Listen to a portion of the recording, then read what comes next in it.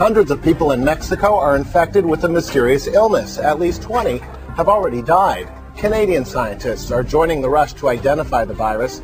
The investigators are also looking at several cases of swine flu in the United States to see if that outbreak is related to the cases in Mexico. The health authorities say anyone who's feeling flu-y after a trip to Mexico should go see their doctor, but that implies the doctors will know what to do. We're checking in now to see if that is the case. Dr. Michael Gardam is Director of Infectious Disease Prevention and Control at the Ontario Agency for Health Protection and Promotion. So, Dr. Gardam, just what do we know about this illness and this connection possibly between this swine outbreak, if you will, and what's happening in Mexico? Yeah, I think that really is the big question that everybody is wondering about right now. Is there a link between what's happening in the southern U.S. and what's happening in Mexico?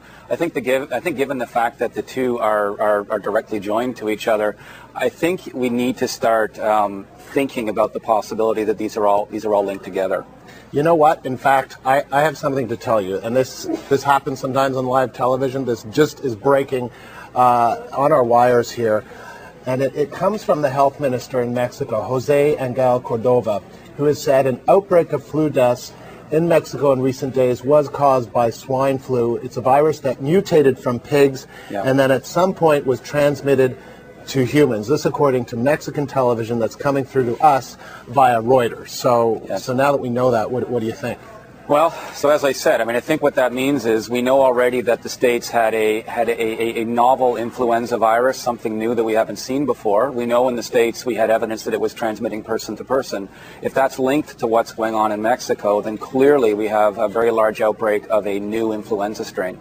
So what would you tell people, what would you tell Canadians who have returned from Mexico recently who are feeling a little bit flu-y? I mean, a lot of Canadians feel flu-y at all times of the year. Well, that's right. I mean, we know this is the very tail end of the flu year, so if we start seeing an upswing in cases here in Canada, I think it would also be a reasonable assumption to say that those are related to Mexico and the States. Obviously, we get thousands of visitors coming from that part of the world every single day, or visitors or Canadians coming back home. So I think what we are recommending right now is exactly as you said, that people, if they're feeling unwell, they would seek care the way that they normally would. We're not treating this like SARS at this point, where we're telling people to be quarantined or isolated, etc. Right now, we're asking people to do what they would normally do. I think one of the key messages is if you're feeling sick, don't come into work. Are there precautions though that you think that people should take? I mean, if people are, walking around and they're going into their doctor's offices, why would it be that you wouldn't be treating this like SARS right now? You don't have the same kind of concerns that people had around SARS? Influenza is different from SARS. Unlike SARS, where we really didn't know what we were dealing with, influenza is something that we have spent literally years, if not decades, planning for. So there are a number of guidelines in place. Ever since SARS, it's become very clear that if people have those types of symptoms and they're going to their doctor, they should be washing their hands. They should be taken into rooms quickly so they're not necessarily spreading to others. We've been doing a lot of work in this country preparing people for something like this. What kind of work? Well, this is just in terms of the federal government, the provinces working on, since SARS in particular, working on the basic sort of everyday ground rules, like I was mentioning, having people wash their hands, covering your nose and mouth when you're coughing and sneezing, when you're going to the doctor, mentioning that you might have these symptoms, etc. We've been doing this for a number of years already, and I think that, over the next several days, we need to hear the WHO weigh in on this to see how concerned they are. I think with this news, the WHO is going to be very interested in what's going on in Mexico and the States, and a lot of new information is going to be unfolding over the next several days. Well, we actually on CBC News Morning we did speak to a representative from the WHO before we read this news that they are in fact linked, according to Mexico's health minister, and he said, and I believe his words were, there should be a high sense of alert So would you echo those concerns? I mean, how worried should people be about this? Well, I think, one of the things we talk about is the fact that when you have a new strain of influenza that people haven't seen before, in other words, their immune systems don't react to it, and you've got clear transmission person to person, influenza does this all the time. That is why every year people have to get a flu shot, because the virus is always changing. A virus like this might have the potential to spread more widely than your usual flu viruses. It doesn't, however, mean that it'll necessarily be more dangerous than your regular flu viruses. That's something that we're simply going to have to sort out over time. So again, flu viruses mutate constantly. This is another one of those mutations. In case you didn't do this, sorry, there was a lot going on, but just what kind of symptoms should people be looking for exactly? The usual influenza symptoms are fevers, muscle aches and pains, headache, often with a dry cough. Usually flu feels very different from your regular cold. There's not a lot of sore throat and runny nose. People usually feel pretty sick.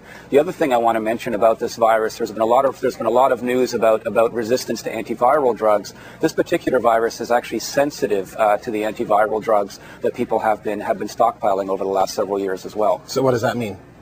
Well, it means that, for example, were this virus to start spreading widely, Canada and other countries have been purchasing large quantities of antiviral drugs, and that these antiviral drugs would actually be effective for treating and potentially prophylaxing people against this virus. Okay. Were it to get legs and start spreading more. Okay, so what you talk about how people shouldn't go to work. You talk about how we have these antiviral drugs stockpiled in Canada. What else can doctors do to fight against it?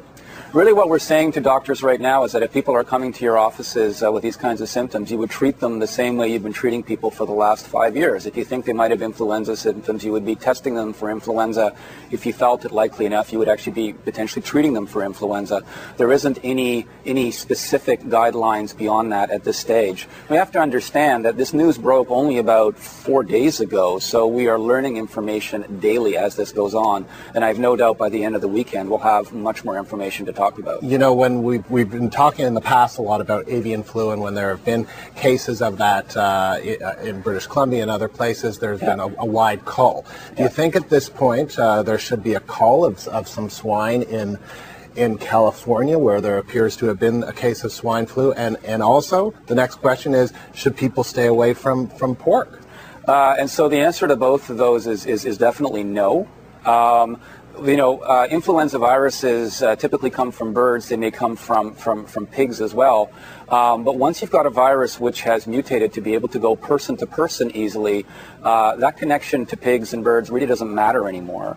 And then the second thing is, in terms of pork, we have no evidence that we have widespread influenza activity in any pork industries anywhere.